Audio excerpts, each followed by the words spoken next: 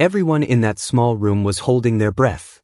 The dying dog slowly lifted his paws and wrapped them around his owner's neck in one final, heartbreaking embrace. Tears fell freely. Hearts broke in silence. Everyone prepared themselves for the end. But then the vet leaned in closer, her expression changed, and suddenly she gasped. "Stop," she said urgently.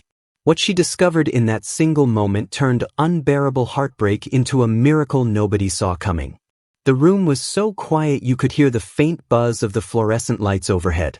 A soft blanket was spread across the cold metal examination table, and lying on it was Max, a German shepherd who had once been strong and vibrant. Now his fur was patchy and dull. His chest rose and fell in shallow, labored breaths, each one sounding weaker than the last. His owner, Daniel, sat hunched beside him, his hand gently stroking the dog's ears. Tears clung to his lashes, blurring the outline of the animal he'd raised since he was just a puppy. "You've been the best friend I ever had," Daniel whispered, his voice trembling. "I'm so sorry it has to end like this." Max's eyes flickered open at the sound of that familiar voice. Cloudy, but still searching. Slowly, as though it took every ounce of strength left in his frail body, he lifted his head and nudged Daniel's wrist. That gentle touch nearly broke him. A sob escaped Daniel's chest, and he leaned forward until his forehead rested against Max's. Behind them, the vet and a veterinary nurse stood quietly, giving them space to say goodbye. The nurse discreetly wiped her eyes with the back of her hand. She'd witnessed this moment countless times before, but it never got easier. Then, with his limbs trembling, Max did something no one expected. He lifted one paw, then the other, and carefully wrapped them around Daniel's neck. In that final embrace, it felt like he was saying, "Thank you for everything." Daniel's shoulders shook as he clung to Max's thinning frame, his tears soaking into the coarse fur at the dog's neck. "I love you," he whispered over and over, the words breaking each time they left his lips. He tried to prepare himself for this day, rehearsed what he would say. But nothing could have softened the ache of knowing this was the last time he'd feel that warmth. Max's breathing hitched, his sides rising in uneven jerks. Even so, he kept his paws hooked around Daniel's neck, refusing to let go. The vet stepped closer, her expression gentle but resolute. She held a small syringe in her hand, the liquid inside catching the light. "I'm ready when you are," she murmured, her voice hushed as if speaking any louder might shatter the fragile moment. Daniel lifted his head just enough to look into Max's tired eyes. "You can rest now," he choked out, his palm resting over the dog's fluttering heart. "You were so brave. So good." Max let out a small whine, almost like a sigh. His tail moved once in a slow, weak sweep across the blanket. The nurse stepped forward and placed a comforting hand on Daniel's shoulder, trying to steady him. Just as the vet positioned the needle near Max's leg, she paused. A small crease formed between her brows. She leaned down, studying the dog's chest as if she'd heard something that didn't fit. For a moment, the entire room seemed to hold its breath. The vet's frown deepened as she carefully set the syringe back on the metal tray. She pressed her stethoscope against Max's ribs, her eyes fixed on the second hand of the wall clock as she listened intently. The nurse looked at her, puzzled.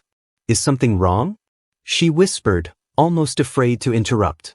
Daniel wiped his face with the back of his sleeve, confusion tightening his features. "What is it? What's happening?" His voice cracked, raw from crying. "Hold on," the vet murmured, adjusting the stethoscope. She closed her eyes, concentrating hard. The faint, irregular beat she'd expected to hear in a dying dog wasn't there. Instead, she heard something different.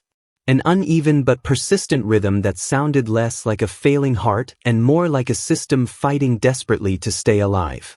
Max let out a slow exhale, his body sagging into the blanket, but his heartbeat continued. Determined. The vet gently lifted his lip, checking the color of his gums. They were pale, but not the grayish tone of imminent death. She turned to the nurse, urgency sharp in her voice. "Get me a thermometer and pull up his file again. I want to check his temperature and review the blood work immediately." Daniel's eyes darted between her and Max, hope warring with disbelief. "I don't understand. You said he was dying." The vet met his gaze squarely. I thought he was, she admitted, her voice steady. But something isn't adding up. Before we do anything irreversible, we need to be absolutely certain. The nurse moved quickly, retrieving the thermometer and unlocking the computer at the counter. The vet slid the device under Max's front leg, counting silently while watching the display. When it beeped, she read the number twice to be sure. His temperature is too low, she said under her breath. Not because of organ failure. Possibly because of severe infection.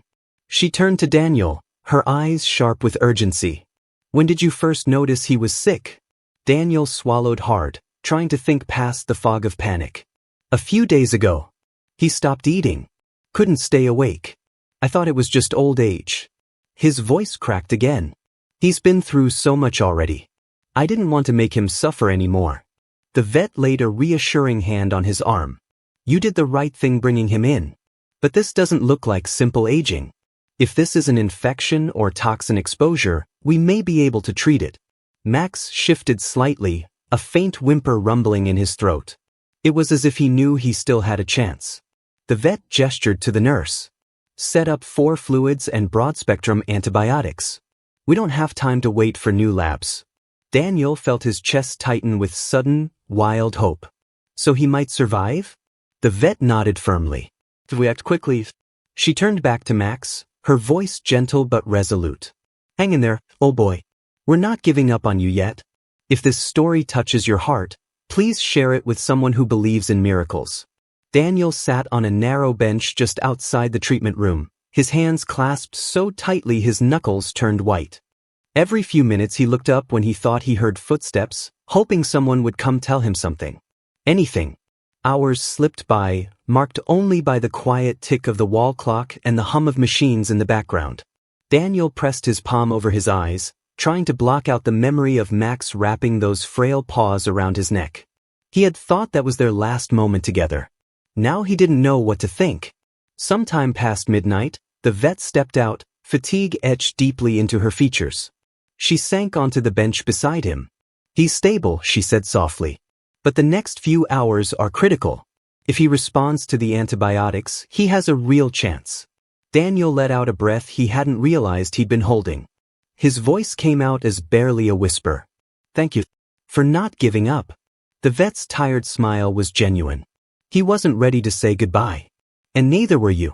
Daniel nodded, wiping his eyes. I'm staying right here until he wakes up. Daniel sat slumped against the wall, exhaustion pulling at him, but he couldn't close his eyes. Every time he blinked, he saw Max's face. The way those paws had wrapped around his neck like a final farewell. A soft creak broke the silence. He lifted his head, heart leaping when he saw the vet standing in the doorway. Her expression had completely transformed. She looked tired, but she was smiling. You should come in, she said gently. He's awake. Daniel felt his legs tremble as he stood. He gripped the door frame for balance before stepping into the treatment room. Max lay on a fresh blanket, the 4 still taped carefully in place. His eyes were open, warm brown and clear. And when he saw Daniel, his tail thumped against the table in a slow, tired wag. Hey, buddy, Daniel whispered, his voice breaking. He reached out, resting his palm against Max's cheek. The dog pressed into the touch, letting out a soft, relieved sigh. He's not out of the woods yet, the vet cautioned. But he's fighting. And that's more than we could have hoped for last night. Daniel nodded, tears blurring everything again. He leaned close until his forehead touched Max's. You weren't ready to go, he whispered. I should have known. Max shifted slightly, and with great effort, lifted one paw to rest against Daniel's arm. It wasn't goodbye. It was a promise. A promise that they weren't done yet. That there were still walks to take. Still mornings to share. Still love to give. If this story moved you, please like, share, and subscribe for more incredible true stories that prove hope can survive even in the darkest moments.